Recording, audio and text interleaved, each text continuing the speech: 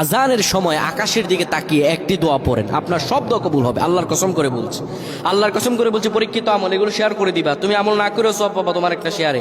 এটি যদি শুনে অন্য কেউ আমল করে তুমি আর সওয়াব পেয়ে যাবা।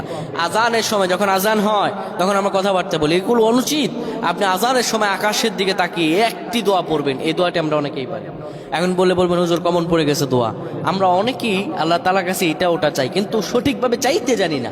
সঠিকভাবে কোনো ব্যক্তি যদি চায় আমার আল্লাহ তাকে দয়া করবেন। আল্লাহ বলেন, বান্দা উদউনি আস্তাজিব লাকুম, আমার কাছে চাও আমি আল্লাহ সব দিয়ে দিব। সুবহানাল্লাহ। এমনি যখন আপনার আজান হয়, আজানের সময় আপনি আসমানের দিকে তাকান, তাকিয়ে আপনি বলুন, পড়তে থাকেন, আল্লাহুম্মা আনতা রাব্বি লা ইলাহা ইল্লা আনতা খলাকতানি ওয়া আনা আবদুকা ওয়া আনা আলা হাদিকা ওয়া ওয়া'দিকা মাসতাতা'তু আউযু বিকা মিন শাররি মা সানা'তু আবু'ু লাকা বিনি'মাতিকা আলাইয়া ওয়া আবু'ু বিযানবি ফাগফির লি ফাইন্নাহু লা ইয়াগফিরুয যুনুবা ইল্লা আনতা।